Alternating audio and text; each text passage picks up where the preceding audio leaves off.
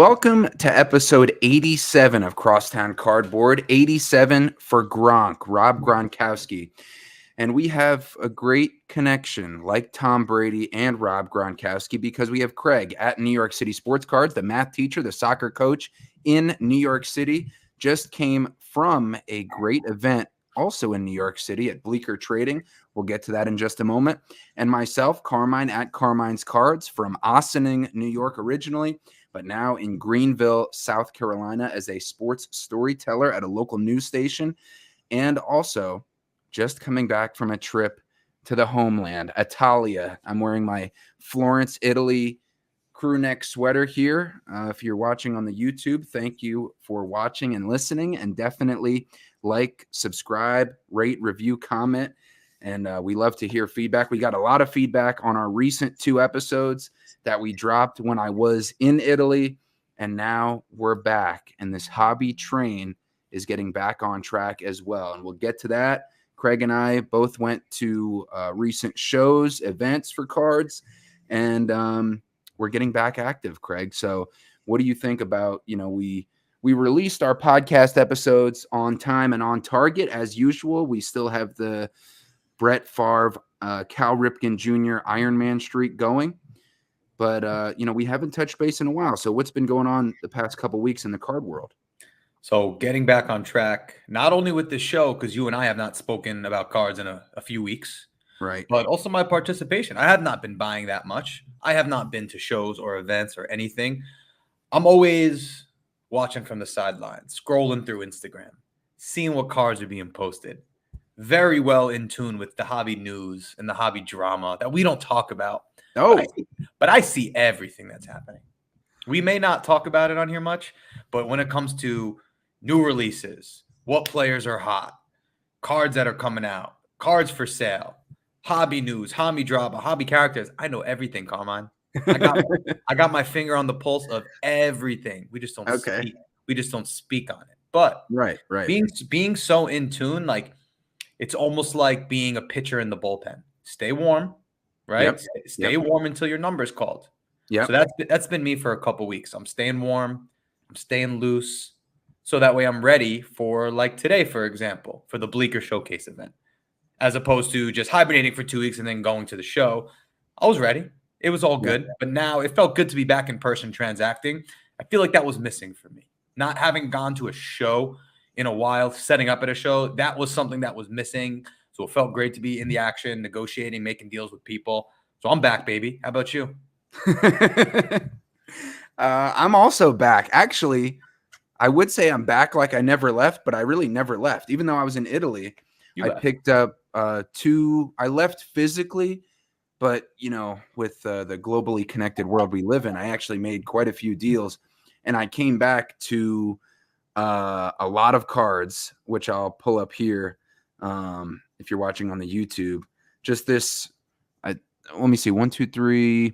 What do we got there? 7, 11 cards plus another one that came in the mail, and then another one that I have coming my way also. So, yeah, I mean, let me just, we'll get into some of the cards, but, and some of the show transactions that we did, but I just want to get your quick thoughts, Craig, because, I was in Italy and I was thinking to myself with the mindset, when in Rome. So I had a little extra cash from tax return and some overtime pay during the March Madness tournaments of following the South Carolina men and then the women's basketball team and working all those overtime hours. So I had a few extra thousand in the card fund. And, we've talked about what's the mindset when you get that extra money. I don't want to jump in and do something crazy, but I learned from Crosstown Cardboard. I remembered about that episode, what makes a one-of-one special. So I bought a couple one-of-ones. I'll talk about the first one right here from our buddy Mikey's Cards, one of the best flippers, which he calls himself, on Instagram. Always getting the high-quality cards, and I've done a bunch of deals with him. I got my Bird and Magic Exquisite Dual Auto, the finalist one, from him also. And I paid around the same that I paid for this one. This one, Craig, I dropped out of my pocket $2,975. Straight cash, homie. Which, coincidentally, it's for a Randy Moss card. This flawless, one of one Randy Moss game used Reebok logo from his time with the Patriots. And I just saw this card. I thought it was incredible. We talk about how the podcast is kind of therapy for us. And also when we put our words out there and get the gears turning of what's important to us with cards, talking about those one of ones, I'm like, damn, this really fits what we just talked about. What makes a one of one special? Well, having a Reebok logo, game used, and an auto on the one of one, plus being flawless, sets it apart from just having a serial number one of one. So I dropped almost $3,000 on this, which, I don't spend that much money very often, only if I think it's either a PC purchase or a really great deal, which I think, this one was. I looked up the last sale on this. I think it was around 5,000 or 5,500, but it was a couple years ago. So it's up to your interpretation. How much has the market dropped? Or you could look at this and say, well, it's a one of one Reebok logo of one of the best players of all time in Randy Moss. And also he's still relevant, commentating on ESPN. This still has the same value as it did when it sold 2 years ago. So I think getting this for close to 3,000 with the last sale around 5,000, even though it was a couple years ago, was a big potential for either a sale or a nice trade, maybe trade down with cash, or just an opportunity to where it made sense for me to put that much cash out there because of what could come from a move like this. Oh yeah, I'd be willing to bet my whole collection. I know what you end up doing with that. You're going to trade it down. You're good at piecing that down for other things. Personally, I'm so far away right now from fishing out $3K for a card. That's just not where my head's at right now. Right. So right. What told you that was a good deal? I guess just the one comp. Yeah, the comp. I also looked up some other similar sales of Randy Moss one of one patch autos or Randy Moss logo autos of other brands of Flawless, and they were all between 3,000 and 5,000. But I just think the best brand in Flawless, one of the best players of our time. So people who are in that mid 20s to maybe up to 40 years old who have a decent amount of money and a decent collection to maybe, like you said, trade down on something like this. So the comps made sense to me, especially that one comp of this exact card that had sold. The fact that I had enough cash, which is always a big factor, and so I don't always have 3,000 to actually, most of the time I don't have $3,000 to just shell out.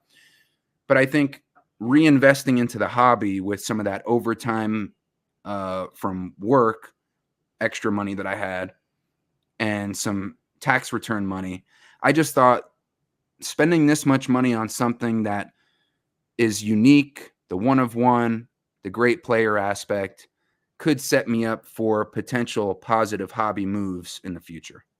Yep, you're going to find the right person who really wants that card, and to them, they get to trade up for a special PC card, and you get to do it all over again. The hobby merry-go-round. You buy, you trade down, you keep moving. I like it. Right. And with the National coming up too, that we'll both be at in Cleveland in just a few months. Wow. That crazy. Could be a card where somebody says, oh, I made it all the way out to Cleveland. I went to the National. And a lot of are out there looking to make big moves because it's the big show. Sure. And you spent all that money to get out there. So just thinking, maybe I don't even have it by then, but just potential, put yourself in the different scenarios to just see what can happen and take an educated move to get there. And the cool thing about National is someone there is going to be set up from the Boston, New England area. Card Vault. Card Vault is the card shop right outside Gillette Stadium. So if I'm you, I'm thinking I got to find Card Vault and I got to bring them this card. Similarly, like I have the Julius Randle 1-on-1 patch. I've Right. already told myself I'm going to bring that to Nashville and I'm going to sell it to Kentucky basketball card collector. He's part of like the roadshow card shops. Okay. The older gentleman, really happy, always smiley guy. He's a huge Kentucky basketball fan. He's going to want a card like that. So that's what I think when you get a unique 1-on-1 card like that is, well, who's that end buyer going to be? Probably someone who's a Pats fan. What better time to find someone who's a Pats fan from New England than National, where there's going to be tons of people set up. Right. And even, I mean, Randy Moss is so, an iconic player that I think even somebody who's just a big football fan and a fan of nice art piece level collection cards would like this.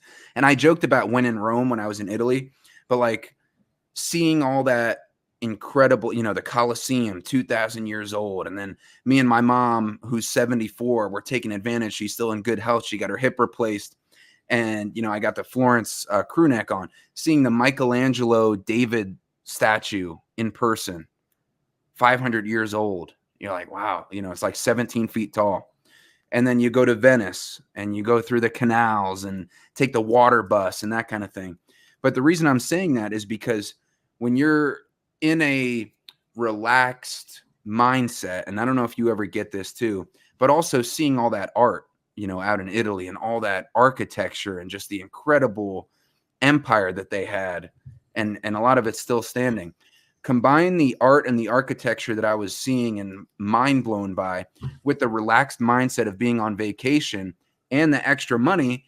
And I felt like way more freed up to make a move like this than if I was going through the daily grind of everything and like, oh, I can't spend $3,000 on something.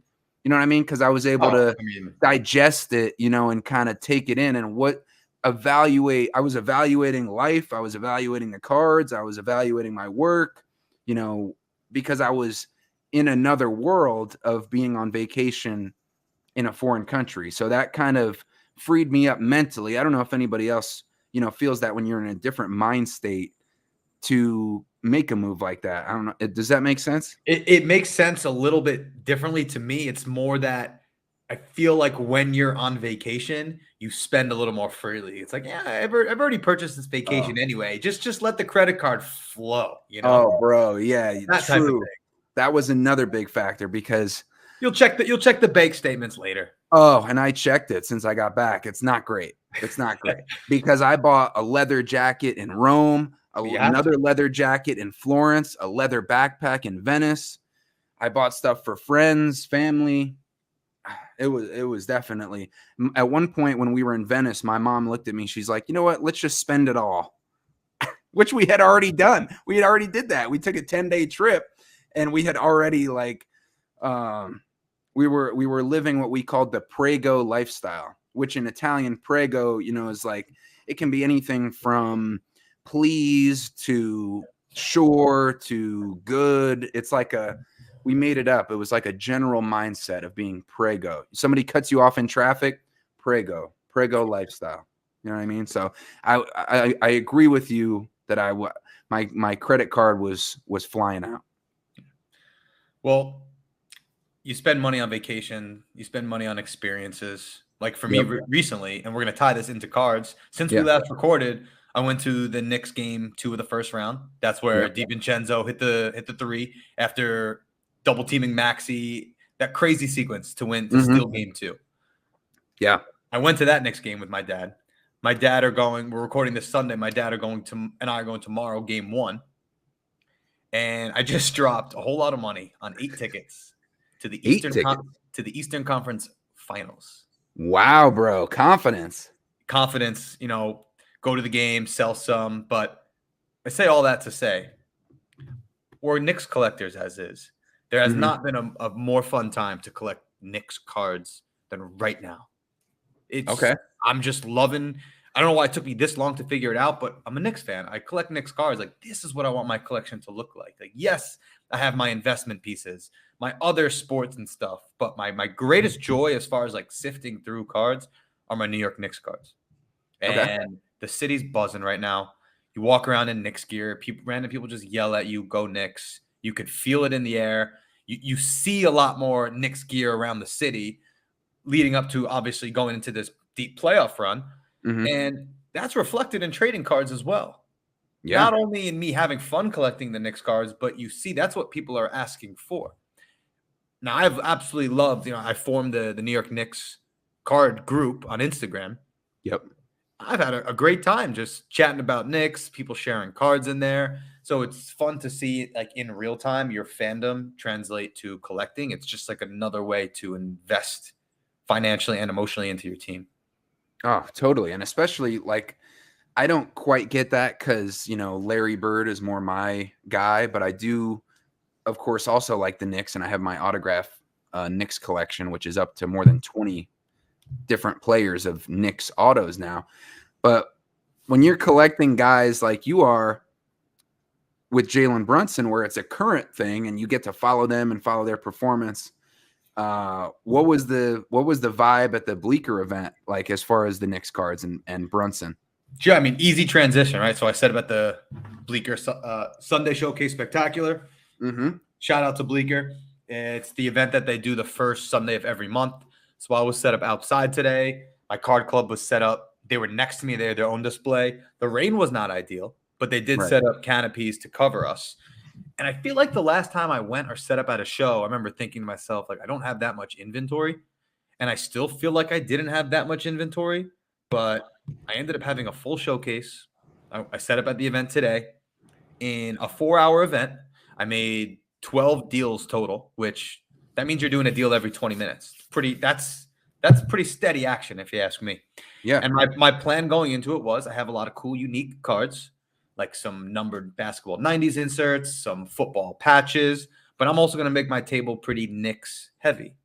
Brunson autographs, Brunson rookies. I even had like a Bernard King autograph, a Walt Frazier autograph, and the plan worked to perfection. Oh, I could not keep Brunson cards on my showcase. wow. I sold a Brunson autograph. I sold a Brunson autograph jersey. I sold together in a package deal. I just said a Walt Frazier autograph with a Bernard King autograph. That is what everyone was asking for. Everyone wanted Jalen Brunson cards. Wow. I was smart back in January to pick some up relatively cheap, where I picked up 3 2022-23 Brunson Contenders sticker auto out of 99, but it's in the Knicks uniform. I picked up 3 of them on eBay for a combined $105 shipping. Wow. I sold 2 of them today for 80 a piece and kept the other one. Wow. Good for you, bro. Yeah, I mean, I should have went all in. Like, there was another, I had a select jersey autograph that I bought earlier in the year for 35. I sold it for 90 today. I should have been doing that in more volume. Yeah. Now, I parted with the Knicks and the Brunson cards that I was like lower end. I maybe didn't really care too much about. No better time to sell than now. The good stuff, the flawless autographs. I got a Black Velocity PSA 10, the autograph gold out of 10 with the Justin Bieber blurb on the back. Oh, yeah. That's staying with me. Yeah. The good stuff, the real good stuff I keep. But it was Right. fun to see and meet other Knicks fans, trade with them, sell the Knicks cards. And yeah, like the demand, no surprise, the demand for New York Knicks trading cards was very much so there today. And I was prepared for it. That's great.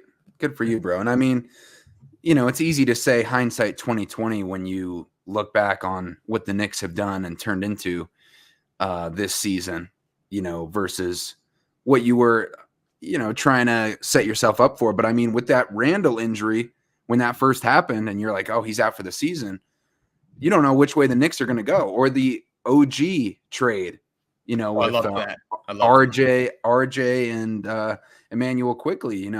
There were multiple points in the Knicks season, and we'll bring it back to cards too, but where you don't know where they're going to go. So I think you made an educated prediction, kind of like what I did with the Randy Moss. I mean, it's all just an educated prediction. You never know what the end result's going to be. Yeah. I hedged a little bit, right? I didn't go all in on Right. buying Brunson cards throughout the year, but enough where I knew there was a chance I could flip some, keep some, make a little profit, and it worked out great. As far as the event itself, it never misses. Like the Bleecker Sunday events are like the field of dreams. If you build it, they will come. Nice. I mean, it was raining. It was kind of miserable today, but I talked to everyone that came out. People, commuted over an hour to get there because why not?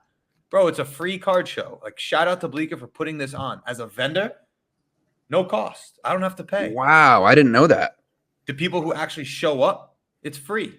You don't have to pay entrance.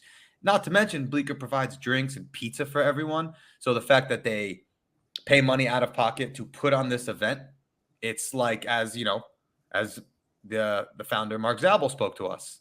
It's like you spend a little money, but the investment for the community for putting on this event pays dividends in the future. It was a great crowd. I was set up outside, like I said. I moved a lot of stuff. I came home with some new cards. Definitely sold more than I bought, and I'm not going to complain about that at all. I mean, I got money in my pocket. That's cool. Especially when you profit so big like you did on those Brunson cards. Yeah, no, I did well today. I really did. I was happy with that. But of course, as always, come away with new stuff. Yeah. So what's the new stuff that you came away with? The new stuff is you buy some Brunson, you sell some Brunson, you trade some. So I ended up with one of his 18-19 Optic Shock rookie cards. This is consistently selling for a $20 to $25. You could have gotten these a year or two ago for under $5. Yeah. I also ended up with, you're going to like this one, 2008 Upper Deck Premier, Joe Montana, quad, game-worn jersey out of 40. Just a nice card. That's cool. Yeah. Listen, you throw mid-2000s Upper Deck, Fleer Tops, gamer stuff of all-time greats, I will be a buyer for that. Yeah. And plus, when it has a little artsy element to it with the 49er being the game-used jersey, spelling that out, that's nice. Right. So a Joe Montana game-used jersey. I also ended up with, not my style, but just like you with the youth movement, listen, if people like quarterbacks, I'll play your game. I will play your game. So, I'll play your game. It's a nice liquid card. The reason, and this is I felt like it was a really strong strategy. He had this card, and being set up at these Bleecker events, I'm not paying for table space. So I try to be very conscious of that. Whereas you go to a show, the dealers, they travel, they pay for the tables. It's fair. They have leverage. Yeah. Right. I try my best to make it an equal experience, whereas I don't have any more leverage than the person I'm trading with because we're both paying the same amount to be here. Okay. But he had two cards of mine that he liked. And the prices I put him at, I was making pretty decent margins. So he had this card right here, and I didn't want to buy this card, but I figured if I could trade the other two cards and get good value out of those based on what I'm into it for, ultimately I'll be into this card at a good value. Isn't that funny how you have cards, and I'm sure any of our viewers and listeners relate to this, where you wouldn't pay cash for them, but you would trade for them if it makes sense? Well, because if I would have purchased this card straight up, it would have cost me about $200. Instead, I traded two cards and I added 110 cash because the two cards we valued at around 90.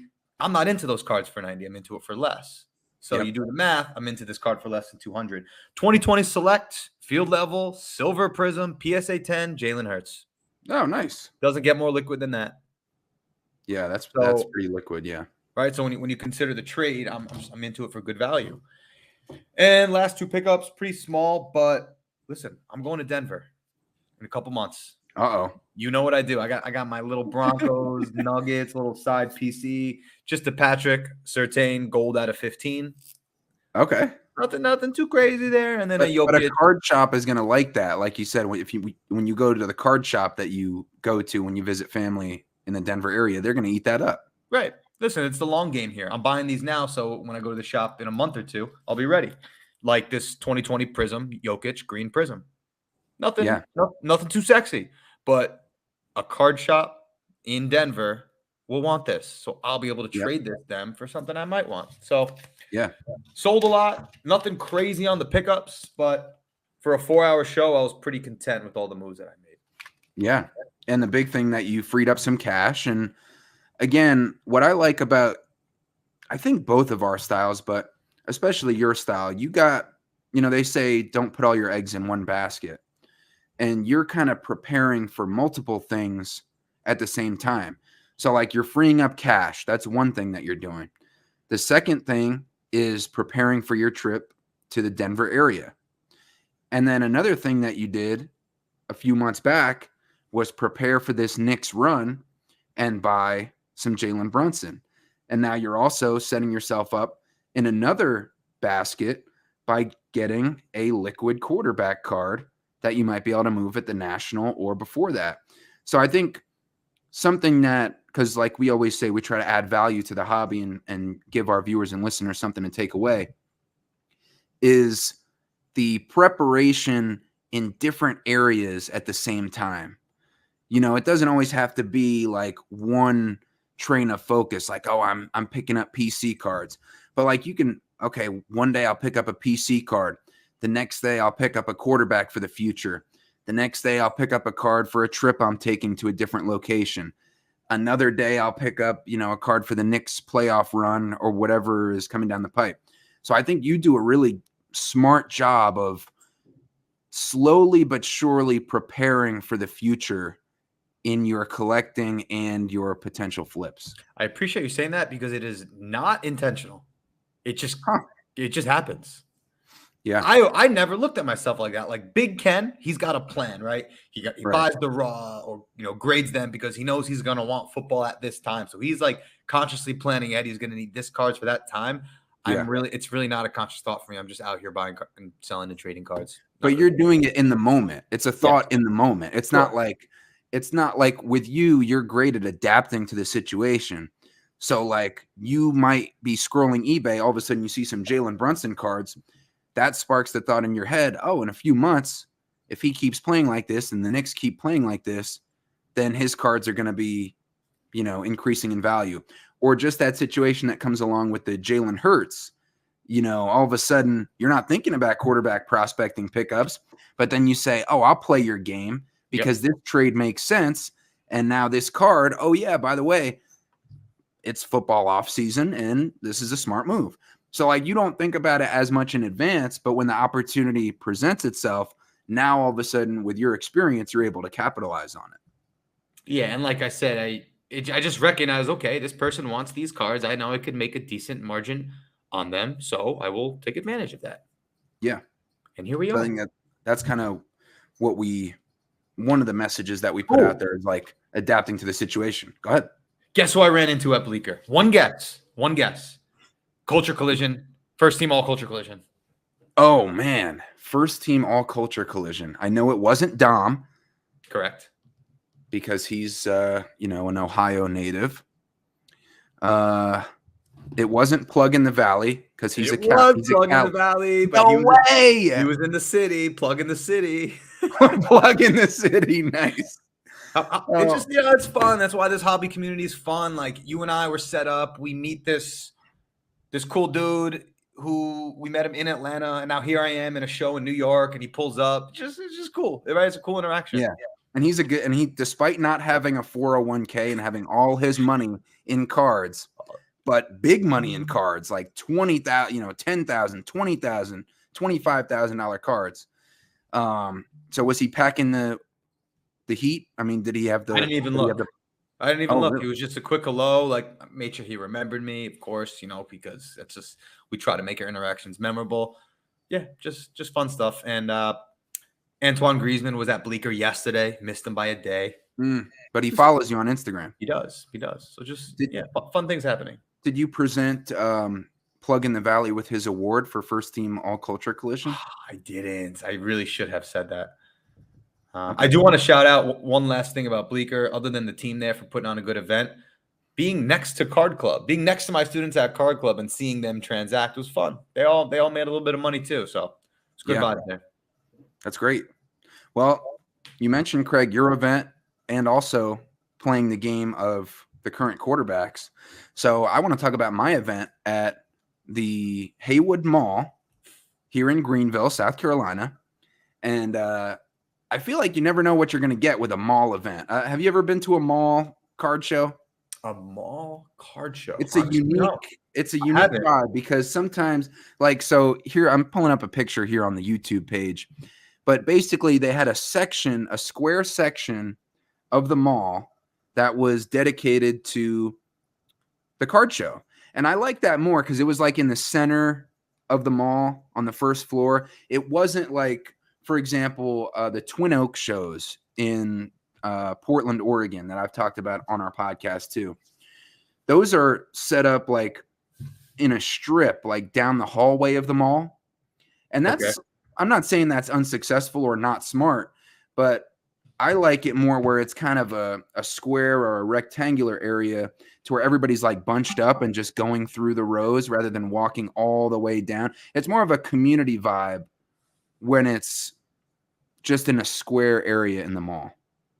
Anyway, that's just an aside of the show. I really thought it was a great atmosphere. Good amount of deals, actually. One deal, Craig, which I talked to you about, even though it was after our podcast recordings, which we put out. So now I'm getting back on track with talking about this deal per the title of our episode.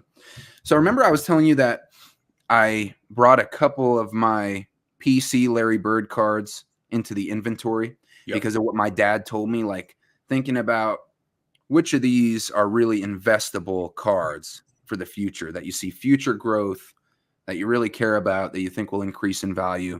Yeah, we talked about that. Also on the 401 cards recent episode.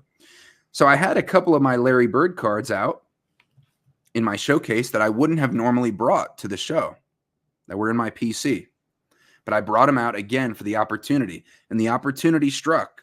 So I ended up trading away my 2002, and I'm pulling up the pictures on the YouTube, 2002 Ultimate Collection Larry Bird Ultimate Signatures Auto in a PSA 9. It's a Pop 4 with 6 higher. And also my 2003-2004 SP Signature Edition Larry Bird Auto. So that's the, iconic rookie class. Authentic signatures in a BGS 9.5 with a 10 auto. So I brought those two cards out. Nice Larry Bird cards. Early 2000s. That Ultimate Collection set is iconic with the vertical and, difficult year, not high pop at all. And then the 0304 is, of course, just the LeBron, Wade, Bosch, Melo. Card with the monies on the top. Classic move. Yeah. So I traded those two away. Those were the two big cards in the deal.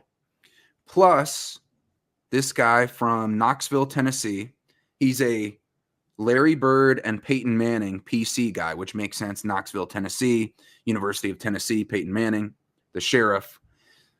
And so I threw in a little game-used Peyton Manning to sweeten the deal. It was like a $15 card, but I love that extension of the olive branch in a trade where it's just like a little bit extra. You basically allow the person to win the trade in a way. I mean, it's not a winner and loser thing, but you give them a little bit of an edge to kind of seal the deal. I always find that a little bit fun when you have those cards that, oh, you're a Peyton Manning guy? You know what? We're $10 off. Take this $15 or $20 card and handshake emoji. Yeah. So I got in return, I also added a Dominique Wilkins flawless auto. So, and a Peyton Manning auto, actually, that I had gotten that same day. You can kind of see it underneath the $100 bill there. Sticker auto, but it was about a $165 card. So those 5 cards, the 2 Bird autos, the Peyton Manning auto, the Peyton Manning jersey, and the Dominique Wilkins auto, I traded those away, and in return, I got a Sammy Sosa auto. You see it there with the gold border on that edition, and this really nice Derek Jeter Topps Chrome on-card auto in a PSA 10, which the gentleman had just bought from eBay. So it had a direct comp, $425.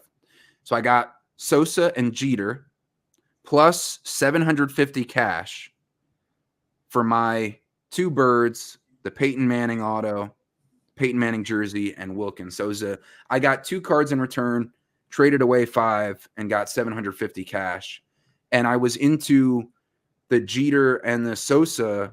I was into the Jeter, which is a $425 card, for like $100 after that deal, with the $750 cash. And the Sosa I was into for like $50, which is like a, $60 to $75 card. But to me, the CTCR, the cool to cost ratio on that one, is very high because you get a $50 to $75 Sammy Sosa on-card auto with a gold border. I mean, that's a great price for an all-time iconic home run hitter. Yeah. And, so Look, a lot of the newer generation are going to remember Sammy Sosa as his skin changing like Michael Jackson. Yeah. I, however, will remember how fun the Oh my God. 1998 home run chase was. There's a great There's no 30. like 90s Yeah. mashing home run steroid era without Sammy Sosa. No. And great 30 for 30 on that home run battle with Mark McGwire, by the way. But his home run trot after crushing a ball and watching him hopping with the childlike joy. It reminds me of like Steph Curry when he's on the basketball court. But so that was you have to be the first person to ever I would say you're the first person in the history of the earth to compare Sammy Sosa to Steph Curry. I'm just saying with the childlike joy they play with. How about the childlike joy we're displaying right now that sports cards are bringing out of us? Exactly. One of the many reasons we love the hobby. So the lesson here that I think, kind of re-ingrained in myself, those opportunities of freeing up the 2 Larry Bird cards from my PC, putting them into my inventory, into the showcase. I didn't think I was going to get 750 cash at a local show. I mean, usually people aren't shelling out that type of money at local shows, at least in my experience. But I mean, that was awesome. And I got that Jeter card. I ended up, perfect segue into the deal that I made for another big 1-of-1 card. So here's what I ended up trading away after getting that Jeter card was, I'm pulling it up again on the YouTube here. Trade, okay. Big trade. So this was the Jeter Topps Chrome Auto in the PSA 10.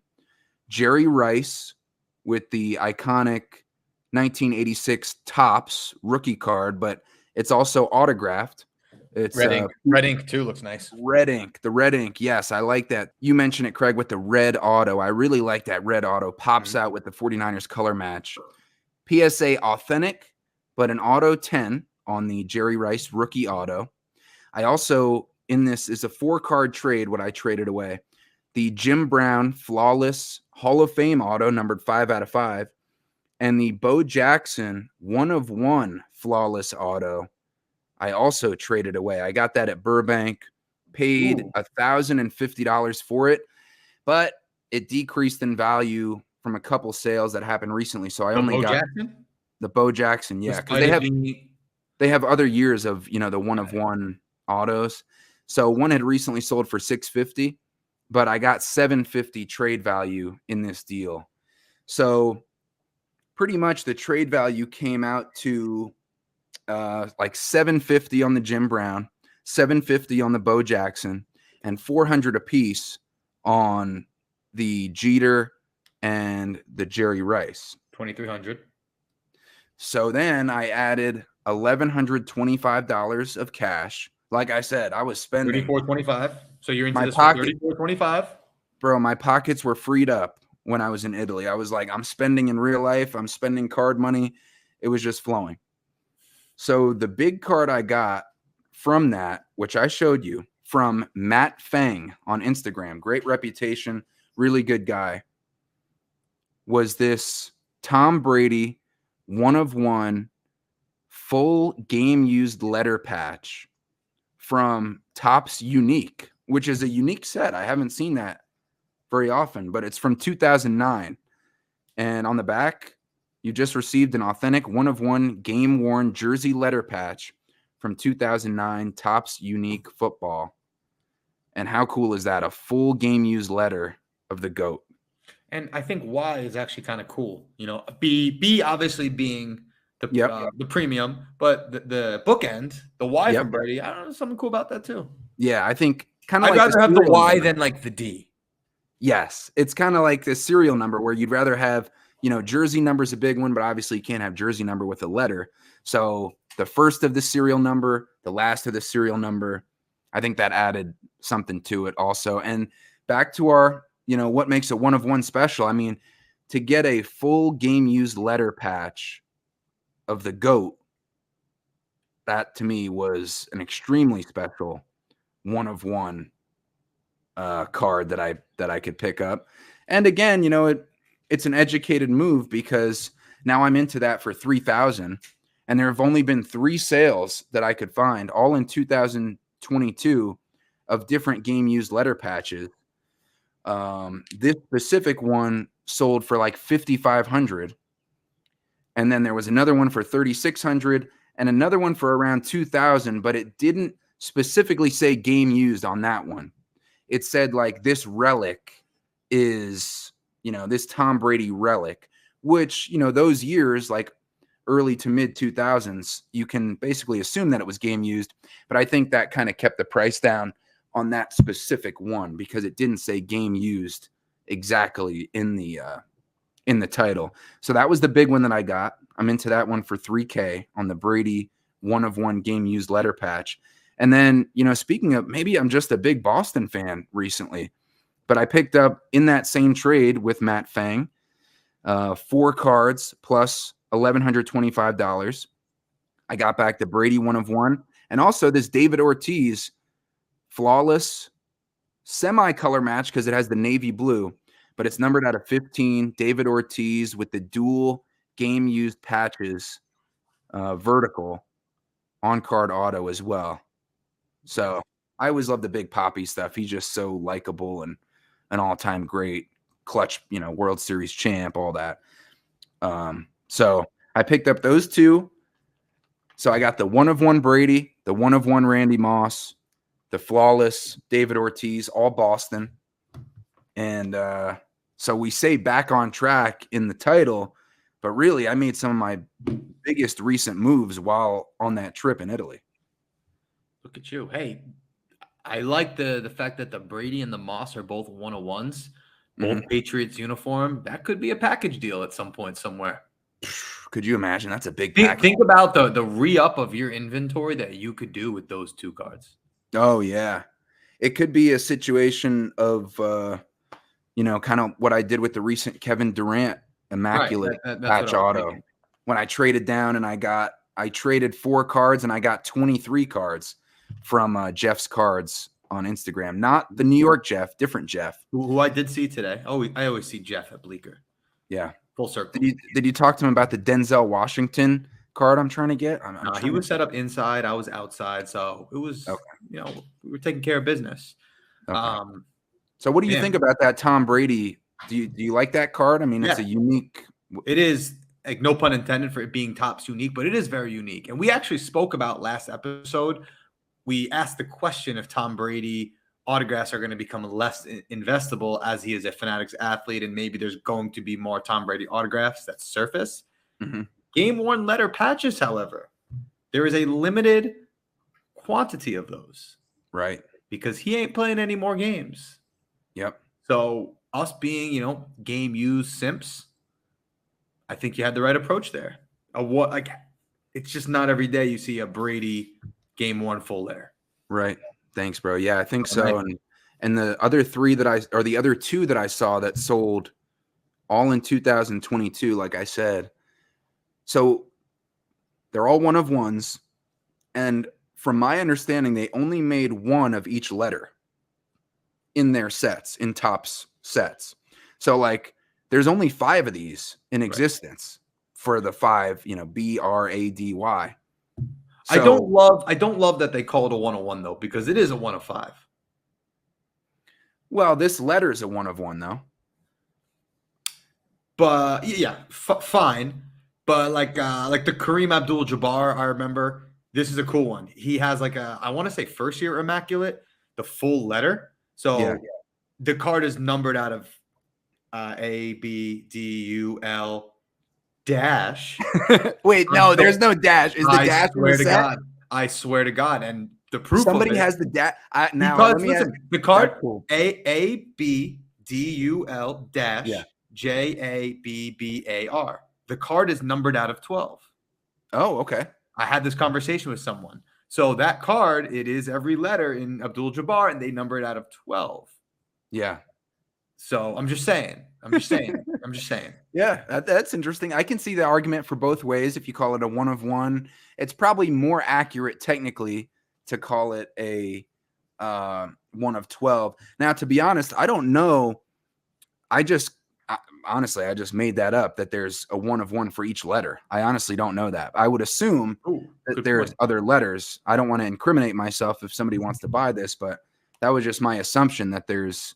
So, hey, if anybody's familiar with these sets, let me know if there's other letters or if this is literally the only letter from that set. Doesn't take away from it. Numbered out of 1, numbered out of 5, doesn't matter. It's a Brady game worn letter patch. Yeah. Crosstown Cardboard approved.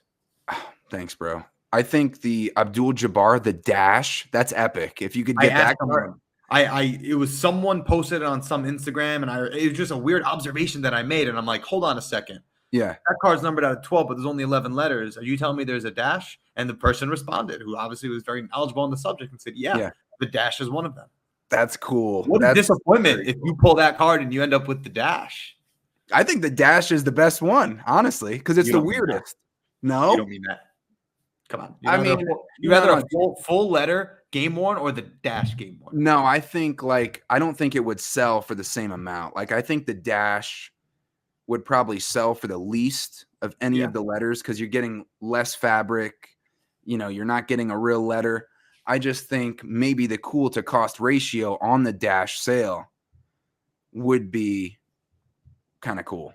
You know, like you're right in the middle. Plus, I have a hyphenated last name, Garrity Jame. Okay, so you would like that one. Maybe that one hits me in the heart a little bit more.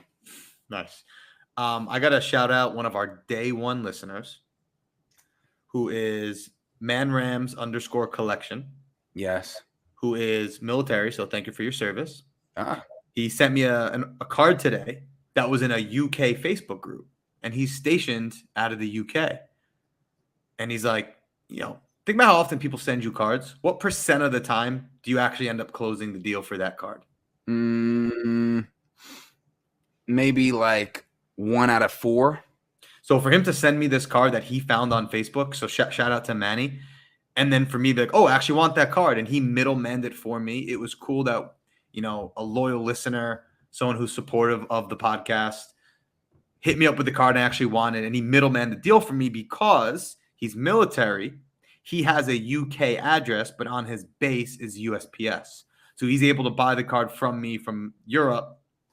And then, I don't have it in hand yet, but whatever it is, he's doing me a solid. And look at this card. 2022 Panini Select. Josh Hart. In-flight signatures. The blue, so we'll call it a color match. I think it's numbered out of 49. Sticker auto, sure, but in a PSA 10. So very grateful for Manny for sending that over. And yeah, Josh Hart is the heart and soul. Yes, he is. Lighting it up these playoffs. Huge shot also at the end of the closeout game against the 76ers. Yeah. Gutsy. I did not think he was going to shoot that, but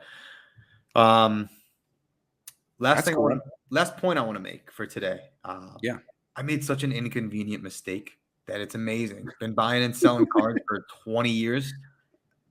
I sold one card on Instagram and I sold one card on eBay last week, and I sent each other the wrong cards.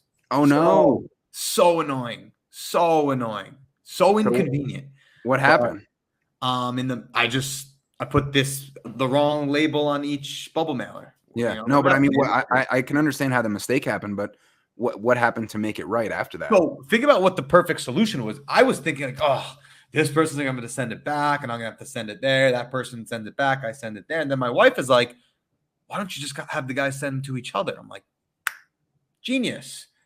Unfortunately, the one on eBay didn't feel comfortable with that, so he mailed it back to me. Yeah. And I'll send that card to the guy on Instagram. And when the guy from Instagram gets his card, I'll have him send it to the guy on eBay. Ultimately, not a big deal. Just very annoying and inconvenient. And there's like an additional $20 I have to spend to make up for all the shipping.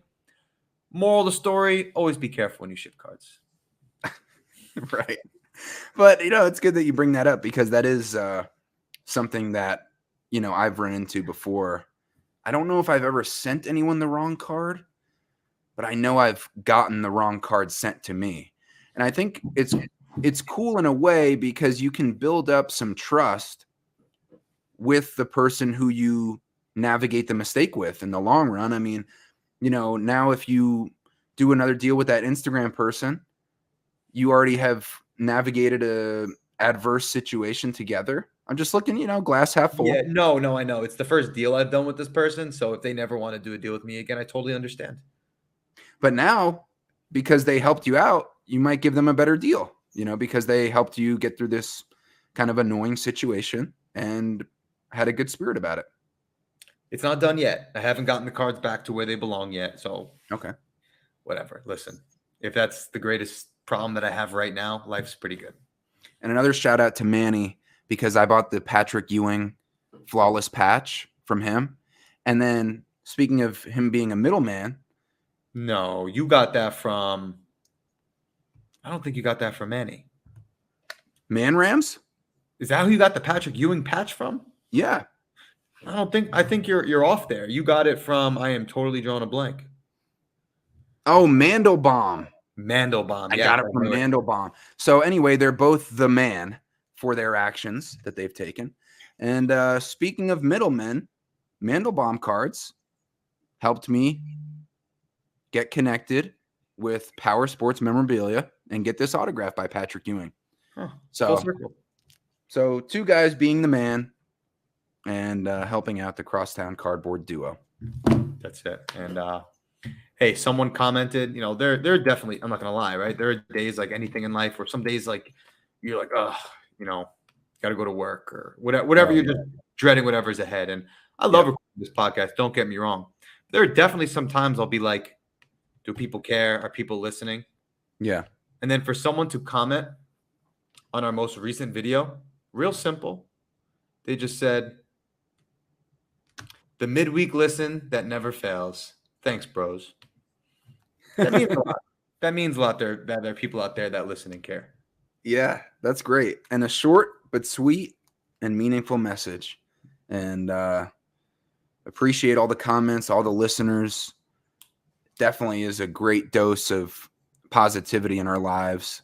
Not just in the hobby, but like coming into our real lives. Like, wow, people are listening. They want to hear what we have to say, what we can contribute to their hobby collecting and card journey, and throw in a little philosophy in there and share some of the things from our real life and connect with people. It's great. That's why we've been doing 87 episodes in a row. And we haven't even uncovered the past. I could give you 10 episodes in a row of just hobby stories I have between the ages of like 7 and 15. Eventually we'll get into that. But as long as we're still active and we have stuff to talk about currently, we'll continue with that. And we got to dig into the archives, we will. Yeah. Sounds good, bro. And I got plenty of other deals I did at the card show here in Greenville that we might get to soon. But I think that was really, really a nice catch up from getting us back on track here. That's a fact. And National is a couple months away. The Knicks are still in this playoff run. The weather's getting warmer. The school year's coming to a close. Let's ride these vibes. Let's do it, bro. Sounds great. Good to be back. Peace.